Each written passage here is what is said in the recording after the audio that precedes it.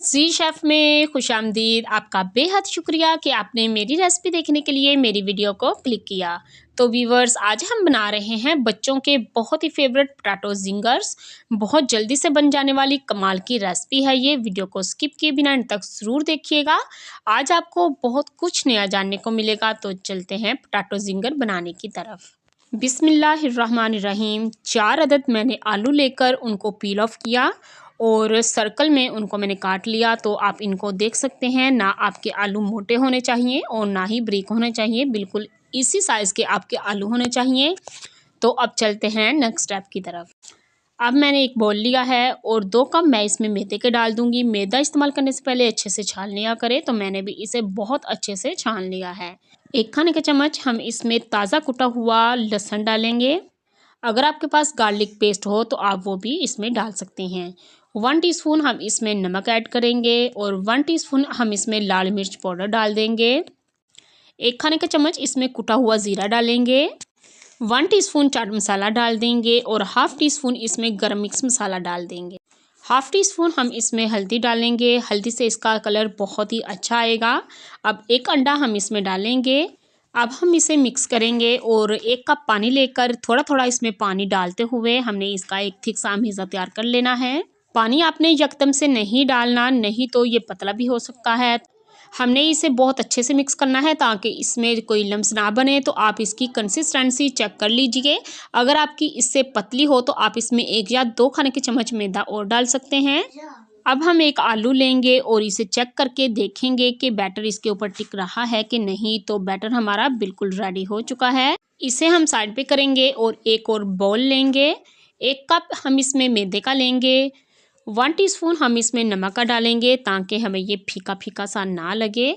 तो अब हम इसे अच्छे से मिक्स कर लेंगे। इसकी मिक्सिंग आपने बहुत अच्छे से करनी है ताकि मैदा और नमक आपस में यकजान से हो जाएं। तो अब हम पोटैटो ज़िंगर तैयार कर लेते हैं। तो आलू उठाएंगे और इस बैटर में हम रखेंगे। आप ये काम एक एक आलू के ऊपर भी कर सकते हैं। तो इस तरीके से हमने बहुत अच्छे से इसकी कोटिंग करनी है और जो इसका एक्स्ट्रा मटेरियल है वो हम इसी में झाड़ेंगे और इसे ड्राई मैदे में रखेंगे। ये जो ड्राई मैदा इसके ऊपर डालेंगे यही क्रम्स लेकर आएगा। नीचे मज़ेदार सा मसाले वाला मटेरियल है और ऊपर ये मैदा स्टिक करेगा और अच्छे खासे मज़ेदार क्रम्स लेकर आएगा।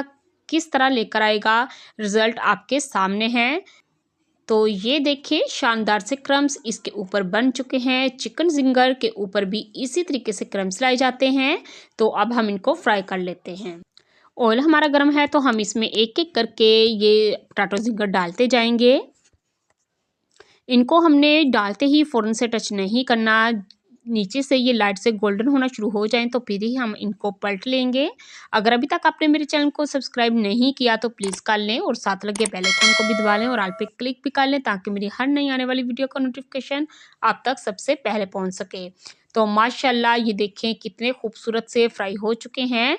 इसी तरीके से हमने अपने तमाम पोटैटो ज़िंगर्स तैयार कर लेने हैं। तो चलते हैं इनकी फाइनल लुक की तरफ। तो माशाल्लाह सुभान अल्लाह, कितने शानदार से हमारे पोटैटो ज़िंगर बनकर तैयार हो चुके हैं।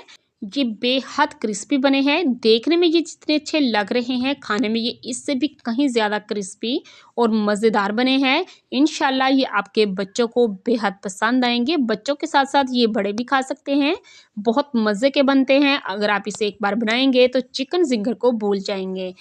अब आपको ये मैं तोड़कर भी दिखा देती हूँ कि ये कितने क्रिस्पी और मज़ेदार बने हैं। तो माशाल्लाह सुभान अल्लाह, कितने शानदार हमारे पोटैटो ज़िंगर बनकर तैयार हो चुके हैं।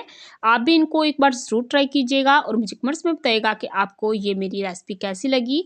उम्मीद है ये आज की आसान सी रेसिपी आपको बेहद पसंद आई होगी। वीडियो अच्छी लगी तो इसे लाइक कीजिए और ज़्यादा से ज़्यादा इसे शेयर कीजिए ताकि ये आसान सी रेसिपी हर किसी के पास आसानी से पहुँच सके। मज़ीद ऐसी आसान और मज़ेदार रेसिपीज़ देखने के लिए मेरा चैनल विजिट करें। अपना और अपने प्यारों का बहुत सा ख्याल रखें। Thanks for watching. मिलते हैं नेक्स्ट वीडियो में, तब तक के लिए अल्लाह हाफिज़।